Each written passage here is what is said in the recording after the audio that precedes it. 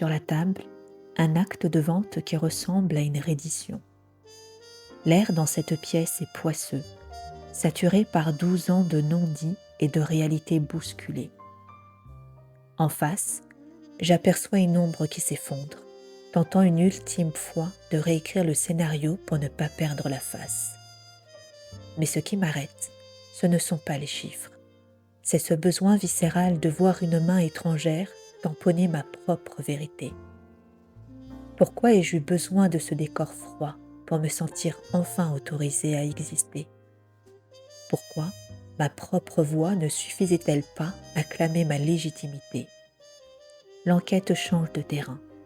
On ne cherche plus le coupable, on cherche la faille qui m'a poussée à déléguer ma valeur à un contrat. Dossier numéro 30, la signature est là, mais l'énigme, elle, ne fait que commencer.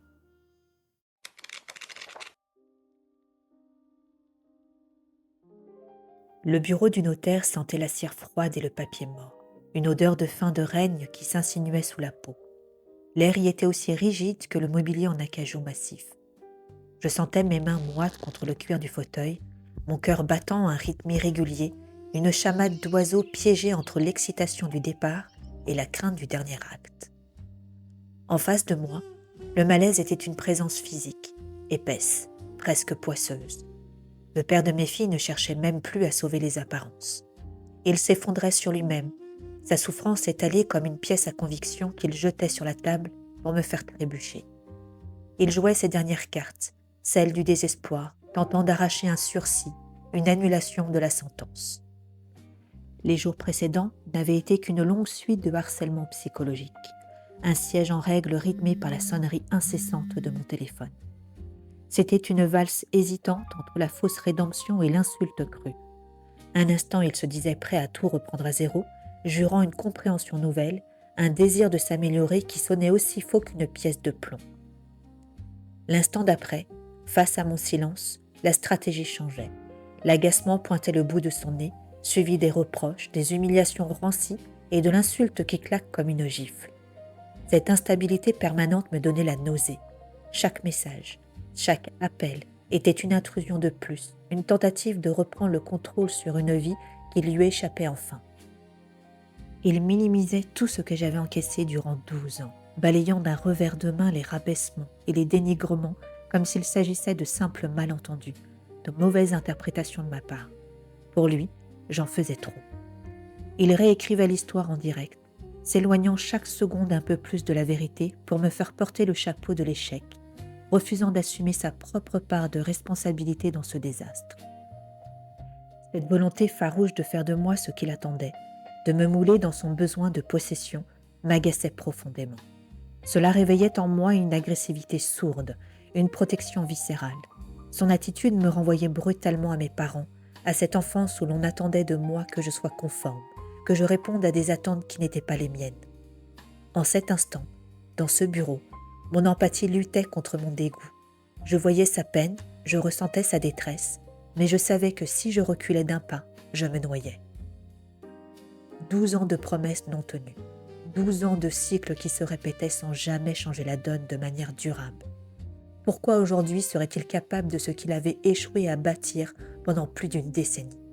La réponse était gravée dans le silence de la pièce. Mes sentiments pour lui ne dépassaient plus cette affection résiduelle pour l'homme qui partageait le sang de mes enfants. Pour le reste, le réservoir était à sec. Le notaire commença la lecture de l'acte de vente d'une voix monocorde, indifférent au drame qui se jouait à quelques centimètres de son bureau. Chaque paragraphe, chaque clause, chaque montant cité me faisait l'effet d'une libération. Mes pensées dérivaient, revivant ces 12 années comme un patchwork d'émissions violentes.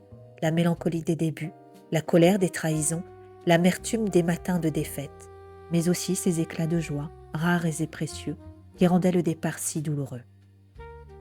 À mesure que les chiffres tombaient, que les sommes restant à percevoir après le remboursement de l'emprunt étaient énoncées, un sentiment d'accomplissement m'envahissait.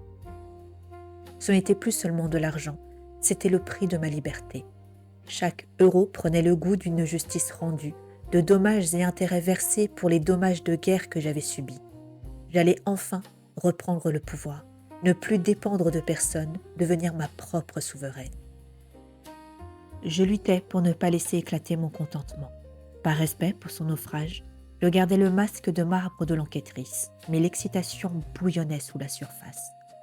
Ce qu'il aurait pu percevoir comme de l'ingratitude ou de l'irrespect n'était en réalité qu'un soulagement si profond qu'il m'en donnait le vertige. J'allais sortir de ce bureau, laisser derrière moi les spectres de la minimisation et de l'oppression. L'acte était signé, le scellé était posé sur ces 12 années. En posant le stylo, je n'écrivais pas seulement mon nom sur un document légal, je signais mon arrêt de sortie d'une prison dont j'avais moi-même fini par forger les barreaux. La porte du bureau s'ouvrit sur un couloir impersonnel, mais pour moi, c'était le début d'une piste inconnue, une enquête où pour la première fois, je ne cherchais plus le coupable, mais la femme que j'avais failli oublier d'être.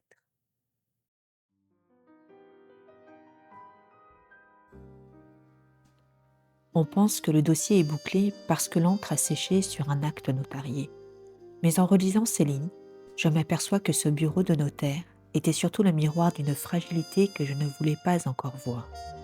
Mon propre manque de légitimité. Ce dossier 30 met à nu un mécanisme troublant. Malgré ma détermination, j'avais encore besoin de remettre ma libération entre les mains de l'extérieur. Si j'ai transposé cette signature administrative en une libération effective, c'est parce qu'au fond, je ne m'estimais pas encore à ma juste valeur. Ma propre parole, ma propre douleur, ne me semblait pas suffisante pour acter ma souveraineté. Il me fallait l'arbitrage d'un tiers, la froideur d'un contrat et une preuve chiffrée pour valider ce que j'avais enduré. Ces dommages et intérêts que je percevais n'étaient pas qu'une somme d'argent. Ils étaient la béquille de ma légitimité. J'ai délégué à un acte notarié le pouvoir de dire stop, que je n'arrivais pas encore à porter seul face à la minimisation constante de l'autre.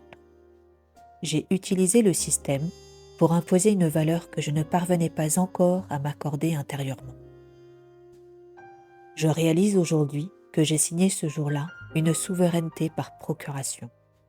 L'enquête bascule, la clé n'était pas dans le montant du chèque, mais dans la compréhension que ma valeur n'a jamais eu besoin d'être validée par un acte de vente pour exister. Le dossier 30 est désormais classé, non pas parce que l'appartement est vendu, mais parce que j'apprends enfin à signer ma propre légitimité, sans attendre que le monde extérieur n'en fixe le prix. Le dossier numéro 31 nous dévoilera le prix de cette liberté de comment reprendre le récit de sa vie. Sort des faits pour entrer dans la psyché. C'est ici que votre propre expérience peut éclairer les zones d'ombre que je viens de traverser. Vous est-il arrivé de confier votre libération à un événement extérieur, travail, justice ou encore déménagement, parce que vous ne vous sentiez pas assez légitime pour l'imposer par vous-même? Avez-vous déjà cherché une preuve matérielle ou financière pour compenser une mésestime de soi nourrie par des années de dénigrement? Le véritable solde de tout compte se signe le jour où l'on cesse de chercher sa valeur dans les yeux ou dans les contrats de ceux qui nous ont brisés. Partagez vos indices ou vos moments de lucidité sur cette quête de légitimité.